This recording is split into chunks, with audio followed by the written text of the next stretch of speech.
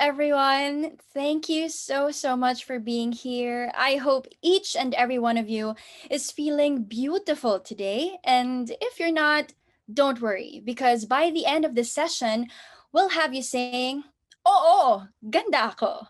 Because that's exactly what we hope to achieve in today's Mahaba-habang Usapan, brought to you by CNN Philippines in partnership with San Miglite. But before we begin, let's welcome our guests. Actress Charisse Marie Fonacier, Della Beauty Innovations Incorporated Chief Executive Officer and owner of Colourette Cosmetics, Nina Ellaine Cabrera.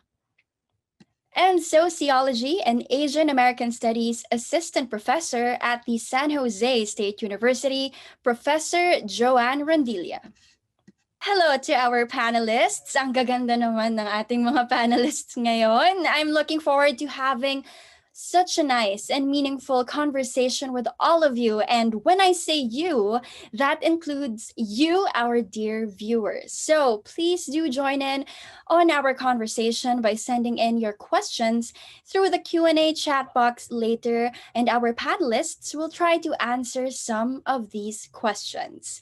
We've got an exciting conversation ahead, so let's jump right in. At pag-uusapan nga natin ang beauty standards and stereotypes. Pero bago yon, let us define things first. Let's start the conversation with you, Chai. For you, Chai, what is beauty? I've never really had to think about that before. What is beauty? It's all sorts, Yeah. It's something, and I think what it ought to be, I guess, is that it shouldn't be too controlled. Yeah. I guess that's it. And we continuously define and redefine what beauty really is, but at the core of it all, it shouldn't be something that should be defined by other people or controlled, right? Yeah. But for you, Nina, as a makeup brand owner, how do you think Filipinos define what beauty is? I agree with Chai. I think beauty is very, very diverse, and I agree with the fact na it shouldn't be controlled. Hindi siya dapat na isang standard lang yung pasok sa beauty standards ng society natin. I feel like beauty is when you accept who you are for what you are, and flaws and all of your features and everything. For me, that is true beauty. Yes, definitely. Accepting who you are, flaws and all. I really love that. But Professor Joanne, hearing these answers, and we know it will always continuously, the meaning of it will always change. How has the definition of beauty evolved throughout the years? So first, society's definition of beauty traditionally is purely aesthetic. So it's actually different from what Nina and Chai had talked about. And I actually agree with both of them. I think beauty is a feeling, it's a way of being, but the way beauty has been used historically is that it's purely aesthetic. When we look at the way that the definition of beauty has evolved, it really has to do with power and not aesthetics as, at all, right? So because beauty standards and beauty is how we control a population. It's how we control people.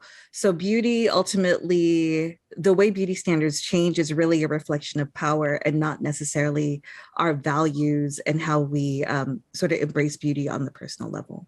It's very interesting how you opened up about how beauty is defined or shows some sort of power, or how it is defined is through power. And again, as I've mentioned, the definition of it and the standards that the society has set for it will always be ever changing. And with that, I'm pretty sure that with that power or with the change of definition, we've all felt like we weren't sufficient or we weren't enough, or for lack of a better word, we were ugly at some point in our lives. And it's very sad, because I think we've all fallen into that trap where we feel like we're not good looking, or we're not pretty enough, and that affects one's confidence, and it even challenges one's mental and physical health, right? Feeling ugly has affected also your choices in life. So I'm pretty curious, Nina, why, as a makeup brand owner and the CEO, I want to know the very core why you decided to start your own makeup line. So I started Colourette because I felt like walang makeup that's made for a Filipina. So with all of the international choices out there is no like foundation that is made for my skin tone. There is no lipstick or liquid lip tint that's made for the lifestyle of a Filipina or even the budget of a Filipina. So that's what urged me to start Colourette. And further through Colorette's journey, we saw na it created an impact also sa industry, and that's where we strengthened talaga our advocacy of inclusivity and diversity. As a game changer in the beauty industry, diba? And I think everyone who is viewing us or listening in to us would really relate to that, na earlier on during the past years, wala talagang nagsusuit na foundation or any lipstick color, especially for dark-skinned Filipinas or mga morena, ika nga nila. And isa pa sa nakakaapekto talaga sa perception natin kung ano nga ba ang beauty is that it is influenced by what our eyes could see, be it on the television, be it on our phone screens, online. Just society's beauty standards are largely influenced and perpetuated by mainstream media. If I may add, growing up, I never really saw or I never really realized that, there wasn't much of a role model or figure who represented me, my color, my shape, who I resonate as in the mainstream media. So it was hard to not see a reflection of yourself in that. So as an actress, Chai, being one of the role models for morenas and dark-skinned Filipinas right now and the talent that you have, how do you hope to break this cycle? What change do you think should happen? Well, that's like a really long process, to be honest. I'm looking at it as more than like decades of having to undo this notion that fair skin is better, that you only have one shape or form that's considered beautiful. It's really, from all of the things that I've read and I've watched, it's really coming from hundreds of years of collective trauma, which results into what I would interpret as a collective self-hate. Like, imagine, it's alarming if you look at it like that. Like, if you look at all of us as a group of people who all together dislike ourselves, it's very, very, very sad. So I think if we want to change it, it's really not just like hiring more darker skinned people, or diversifying your the people that you see on films and on TV, although that will definitely help. But I think also when we look at problems of beauty standards in terms of what happened in history and how is it affecting us now, really, as a group, not just with our collective self-esteem, but also even our physical health, our mental health. How is it destroying us? How is it detrimental to us? When people go through procedures that are not exactly safe. What does that do to us as a whole? It's so multifaceted, it's so complex, but a lot of people look at it and they go, no, just respect my opinion and respect my body, etc. I want to do this, whatever. But if we keep reiterating the conversation like we're having now, and we keep learning about where this is coming from and where it'll take us soon if we don't do anything, then I guess that's how we start to change things. It's a reassessment of what has been hundreds of years, as you've mentioned, of collective trauma. And, it's been passed on from generation to generation that this is what beauty is supposed to look like. If you do not fit that certain kind of look or that certain kind of beauty, then it makes you doubt who you are. And I think it's not just being too traumatized by it or being too overwhelmed by it, but one thing is that we can also just start small. It's very hard to start within ourselves, but once we have grown to love who we are, as Nina has mentioned, flaws and all, we get to resonate that with other people. And with platforms as such, like you have, Nina, Chai, and even Professor Joanne, then a snowball effect could follow through. But it's very difficult in a Filipino culture setting, because when we talk about generational traditions or stereotypes that have been passed on, it's very common, in Filipino gatherings, family gatherings even, to hear comments like, oh my God, trigger warning. Oh, ang taba mo na. Oh, umitim ka. Trust me, I am pretty sure every one of us have heard enough for this lifetime. And, these are actually very disrespectful and very demeaning, no matter how you put it. So, Professor Joanne, why do you think this is common and tolerated in Filipino culture? I think it's tolerated in Filipino culture because these sentiments, right, these backhanded comments have been so normalized. Yeah. When I was doing my research in the Philippines, I remember asking my mom, who was with me, I would ask friends about this. Why do people greet you with an insult? Like, I cannot go to a family gathering with like, oh, you're very fat. Oh, you're not attractive. You're not as beautiful as your mom. The sentiment was, I'm telling you this because I'm doing you a favor. The world is cruel, so you may as well hear it from me, your family member, or your friend. The problem with this, the backhanded comments that we often get, not necessarily by society, but we get this in very intimate spaces among family and friends. The ultimate problem with that is that it's cloaked in the, I'm telling you this because I care about you. But at no point do we take a step back and ask ourselves, why do I feel the need to comment on your body when I barely said hello to you? Yes. Right? And so this is the way that these sort of colonial interpretations of beauty manifest itself in the everyday interactions that we have with our friends and family and the people that we love. We're also a culture of respect. We respect our elders. We respect our friends and family. And so when you are the recipient of the insult, you cannot fight back, because to do that is disrespectful. Yes. Right. So there's this culture of respect that we're trying to observe, but it's also the same culture of respect that's sort of, I don't want to say it's killing us, but it's affecting the way that we navigate our lives. It's affecting the way that we understand our own personal value within these very intimate spaces, right? Because if you're within your friends and family in this unconditional love space, when the messages that you're getting are, you're not good enough, you're not pretty enough, who you are fundamentally as you are is not good enough, that is actually a lot more harmful than the barrage of skin whitening advertisements that you see all the time,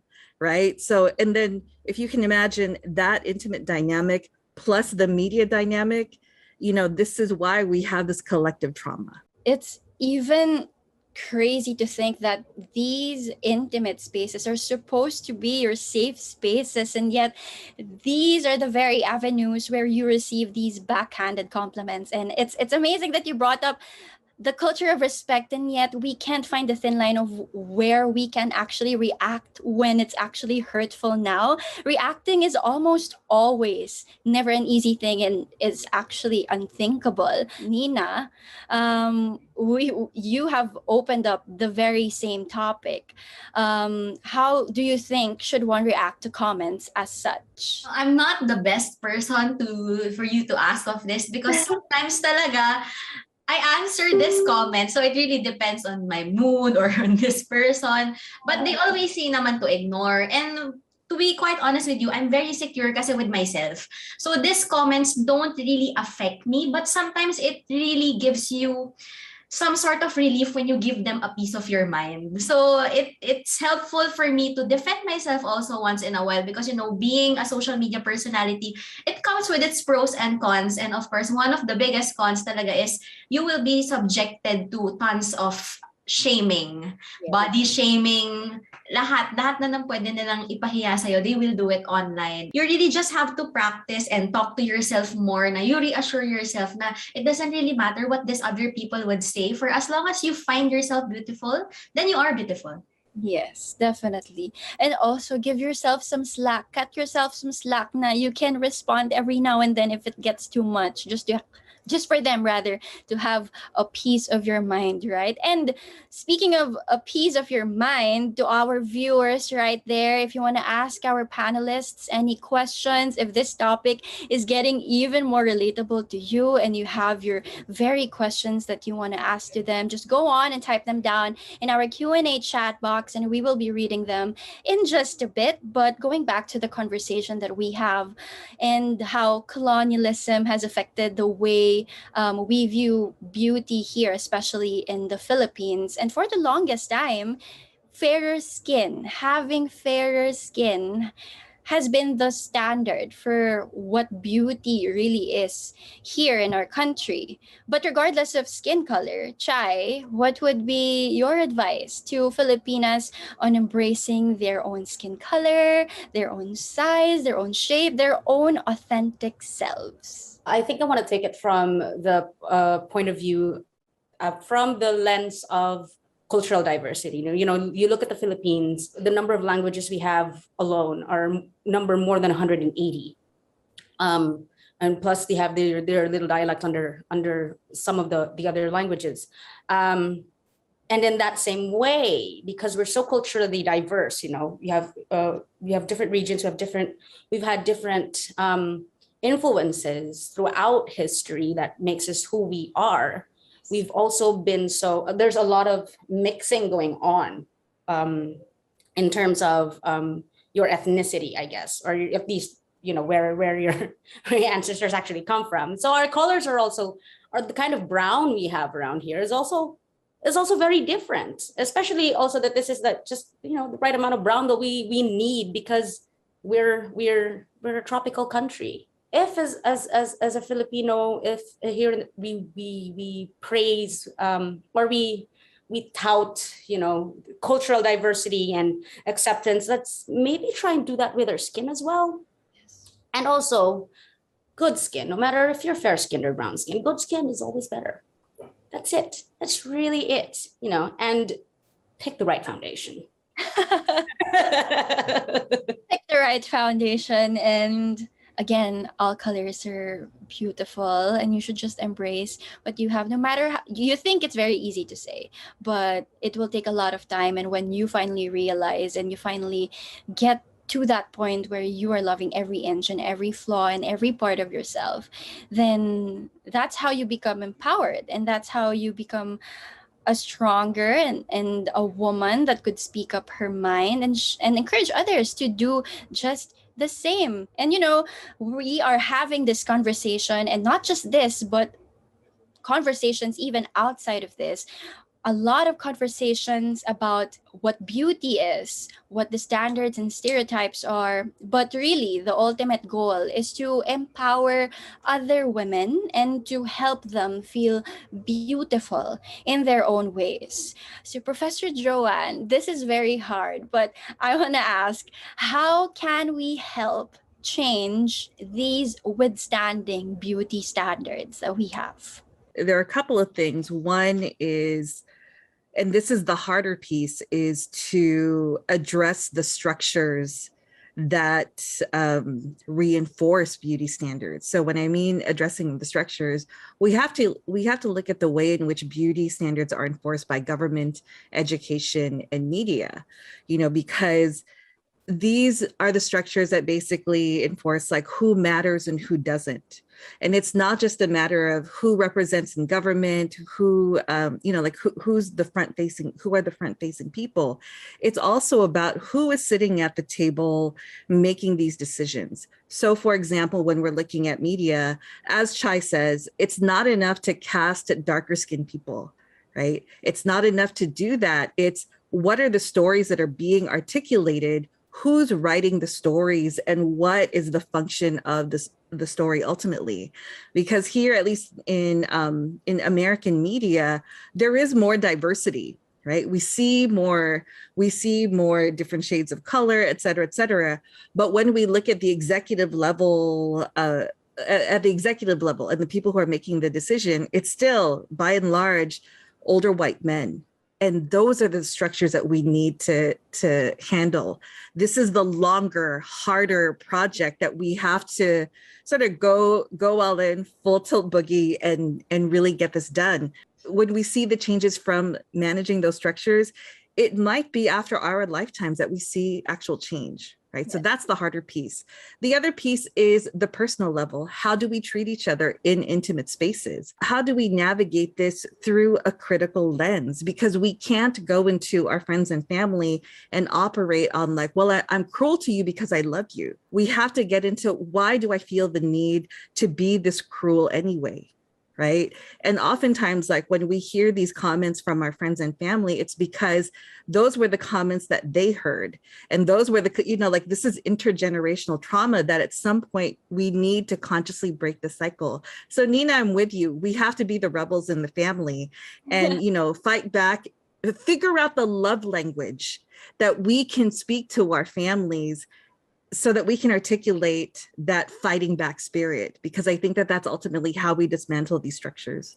It's actually several lenses, several levels that we really need to deconstruct to be able to see a change, just like what you've mentioned, Professor Joanne. But if we're moving into the lens of self, it's stepping back and assessing, why are you asking this? Why should you ask this? Or if you're on the other end, if you're the recipient, you also realize that they must have had the same experience. So they are probably, you'd hate to think it, but they might be projecting on you. So there's a lot of understanding and there's a lot of patience to acknowledge that this is a long and tedious journey, and this is just one of the little ways that we are taking to be able to further the conversation. And as I'm saying that we are furthering the conversation, I am bringing in the fifth part, or the fifth member of our discussion, and that is you, our viewers. And we have such interesting questions already from the chat box. So let's answer some of your questions. This one: is there a difference between racism and colorism? I'd like to direct this question to you, Professor Joanne. Yes, there is a difference between racism and colorism. So racism is the discrimination based on race. Colorism is more of an in-group dynamic. So for example, colorism is discrimination that happens within the same racial or ethnic group. So it's a little more centralized. Colorism is what allows racism to continue to exist and persist. So they're not twins, but they're definitely cousins. The next question is, what role does social media play in perpetuating colorism? Nina, I think this would be such an appropriate question for you. I feel like social media plays such a huge role in influencing how one perceives beauty. With all of the materials that are going through media, like all of these commercials, and recently, diba, there is this one particular commercial that was called out because it was perpetuating, body shaming and all of these things that are naturally occurring to a woman's body.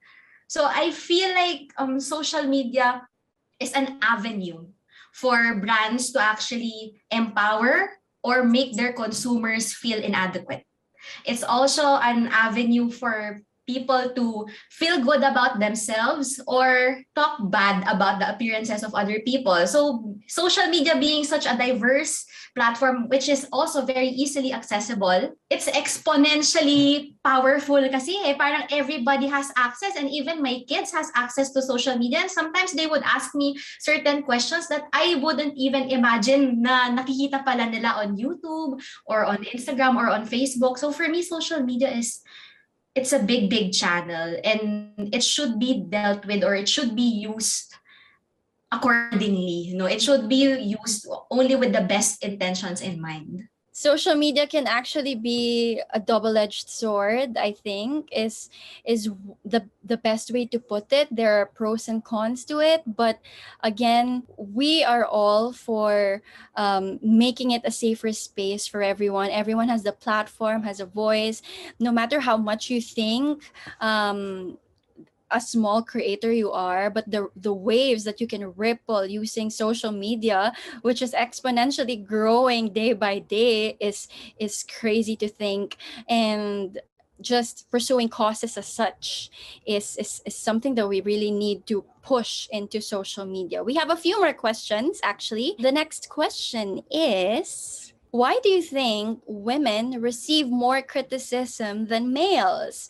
Are men not subjected to the same insult as well? Actually, if you think about it, Chai, what's your take on this one? Well, we all notice that women get more of the criticism compared to males, but males are not exempt from being recipients of these as well. I think mapupunta tayo dun sa yung mga gender roles. Yes. Alam mo yung ganun. Tapos parang there's the idea, may general idea of what a man should be. This macho provider, and all of that stuff. And so when we talk about, beauty standards, meron din silang parang there's also, they also have their own checklist. They're definitely not exempt from the experience. Although I don't know why women I don't have like a quick and easy answer for why women get it more. Yeah. I don't know, is it because women for the longest time has been perceived as like this outdated term, the weaker sex. And so we always like to have to work twice as hard all the time with not just even with beauty, but even with what do you call this, even with work and leadership and all of these successes that we have. If you're, for example, if you have there's a lot of double standards that are being applied to us. Yes. And I think si Prof. Joanne Professor might be able to add more about this. I see you raising your hand. I have a lot of jokes lang daw about it though. Like one way, going back to the how to answer these things. One good way to do that would be through humor. Make people laugh, and then give them a piece of your mind, and then they can't answer back anymore because they find it funny, but at the same time, oh dude, you're right. Yun. So parang yun na lang yung nagagawa ko. But si Prof, what does Professor Joanne think about yes, Professor about these? Go ahead. Traditionally, beauty is seen as women's work. And not men's work. And the sort of irony about that is there are a lot of beauty practices that exist today, such as plastic surgery, which in its inception, plastic surgery was actually meant for men, not for women. And then over time, what happens is women is seen, beauty is seen as women's work and a woman's responsibility to be beautiful because she's the person staying at home. Men are subjected to beauty standards, but they have other ways to get out. Right. So for example, like if you're a man and say you're not so attractive, but you have, this incredible education, you have this incredibly high paying job, that is your out. It's almost like that's your avenue out versus a woman. If she's not necessarily seen as beautiful, but she has this high education, her education or her income don't matter because beauty traditionally has been seen as women's work. To add to what Professor Joanne said, I want her to confirm this, but I feel it's also this topic is for another day, but I feel like this is rooted also in internalized misogyny. So because, I'm a social media personality and I'm subjected to this very, very big lens and to this very, very unrealistic beauty standards that I don't really see all of these hateful comments on male creators. So parang I feel like this is misogyny. Do you think that is true, Professor? Absolutely. It's misogyny and patriarchy, because oftentimes, like, especially in the social media space, when there are things that people don't quite understand, it's women and women's bodies that have to absorb the hatred, versus if you have a man doing the same exact thing, they're applauded, right? Just by virtue of, being male. So yeah, absolutely. It's that mix of patriarchy, misogyny, colonization, all of these structures, historical structures that were designed to really suppress the power of women. And this is just some reason as to why men are actually subjected to these criticism. But again, like what Professor Joanne mentioned, they have a way to step out of it. Unlike women, we are in that super clear and focused lens when we are talking about beauty. I think we can do one more question that is interrelated to the question that we just asked. So, how do you usually respond to someone validating the shaming by saying, you should hear this from us because you won't hear it from other people? Lalo na if it's someone close to you. Again, we've tackled about intimate spaces being the real avenues for these backhanded shaming or compliments, like what Professor Joanne mentioned. I'd like to jump in on this conversation, starting with you, Nina. Ako, I don't accept it.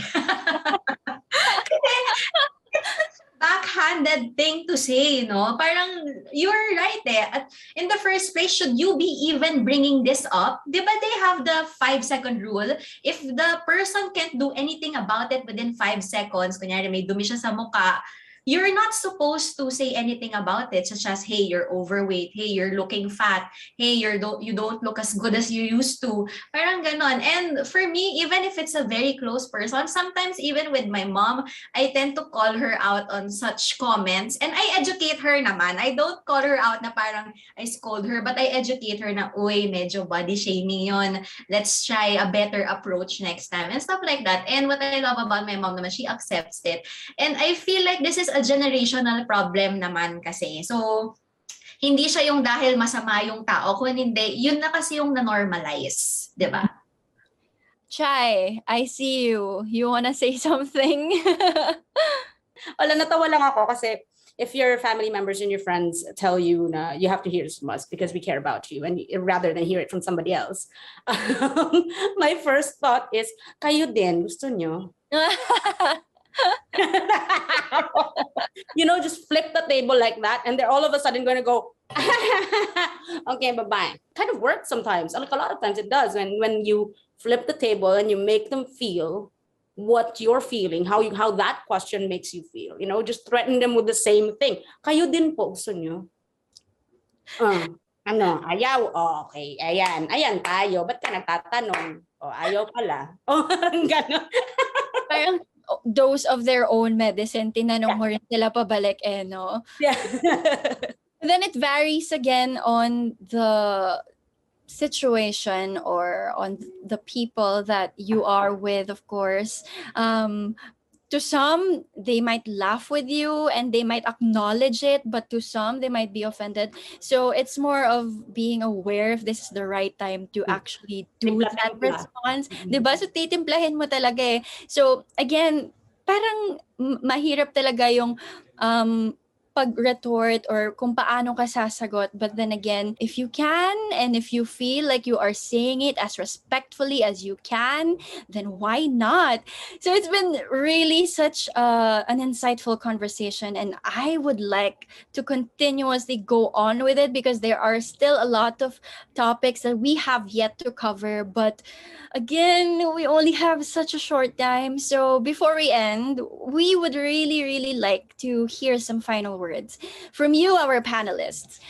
Since I am talking to Chai right now, Chai, ito, question. When do you think we are at our prettiest? We are at our most confident?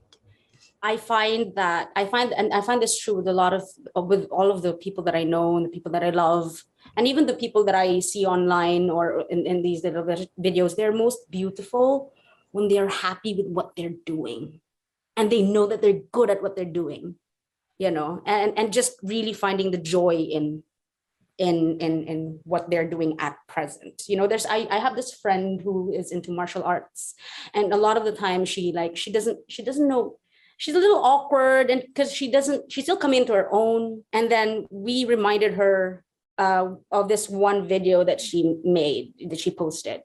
And she was doing her martial arts as, her daily training. And she was the most, sabi namin, alam mo, ganda mo, tingnan mo. Ang ganda mo pag hindi ka naka-conscious sa sarili mo, naka-focus ka sa ginagawa mo. Ganyan. Ang ganda mo siya. At tas iba yung aura. The aura is different. It's not, there's this glow. It's not even because they have the right the right clothes on, or their hair's all done up. It's not just that. I mean, she was all sweaty and she was like, but she was glowing. And it's true of a lot of people that I see. So find joy in what you do and thrive in that and be, when you find yourself. Yes.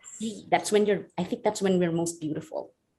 It really shows, no? It really resonates to others na I am happy, I am confident with what I'm doing, I am at my best state, so I am at my prettiest. But if you flip the table, I'd like to ask Nina, do you have any advice for our viewers who find it hard to feel at their prettiest, or who are not as confident on how they look or what they do? I always tell them this: self-love isn't done overnight. You don't feel ugly now and then hear some sort of podcast such as this or a discussion and then suddenly feel so beautiful tomorrow. It's not like that. Actually, for me, before the pandemic came in, I was at my best body. So it was really my goal body. Happy na ako, parang ganon. But I still don't find myself beautiful then. So ngayon that I gained 50 pounds because I've had a lot of health issues and whatsoever, ngayon ko nakikita actually na ang ganda-ganda ko. Bakit mas maganda ako ngayon? And I feel that is because I've accepted myself for what I truly am. I have accepted na I may not be in my best body right now, but I love myself exponentially and I'm cutting myself some slack. Hindi ko sinasabi sa sarili ko na, hey, you gained 50 pounds, pinabayaan mo yung sarili mo. Hindi. Hey, you gained 50 pounds, you're still beautiful. You are surviving this global pandemic. You are subjected to all of this hatred on social media, and here you are thriving, di ba? So it is not overnight. I don't feel beautiful every day. When I feel ugly, I go into the mirror, I look at myself, and I focus on my strengths, that all of my weaknesses become irrelevant. Oh, I love that. I focus on my strengths and all of my weaknesses become irrelevant. I love that. Preach it, girl. Talagang you need to be kinder to the person you see in the mirror. You tell her good things, you tell her nice things, you make her feel confident until you become the realization of the confidence you are giving to that woman in the mirror. And as you've said, it is a long and tedious journey. And Professor Joanne, what would you like to tell our viewers who are partaking on in that journey of realizing the beauty that they have? What I would like to tell viewers is that this is a lifelong process. There's not a right way or a correct way of going on the journey, because ultimately the journey has to be yours. As long as you own the process that you're going through, that's really all you can ask of yourselves. Of course, we have to do the heart and soul work. We have to meet, the intellectual process with the heart and soul work that we have to do. I think it's easy for us to sort of absorb these feelings of inadequacy, but understand that these feelings of inadequacy, or like maybe not feeling pretty enough, it's rooted in a very long history that can very well be rewritten. Yes. But it is about a collective, you, the individual, along with like a collective deciding this is the moment that we're going to change the way we understand beauty and ourselves. Yes, and we are rewriting and redefining what beauty is supposed to be. And I think with the conversation we've had, we are taking a step towards that. So I really appreciate the time and all of the insights that you spent and gave to us. Thank you so much, Chai, Nina, and Professor Joanne for joining us in this amazing conversation. And maraming salamat sa lahat ng mga viewers natin for tuning in. This has been Angelique Manto, and this has been Oo, ganda ako. Mahaba-habang usapan on challenging beauty standards in the Philippines, brought to you by CNN Philippines in partnership with San Miglite. Just remember to stay confident, and you are beautiful in your own way. Goodbye, everyone, and we hope to see you guys again soon.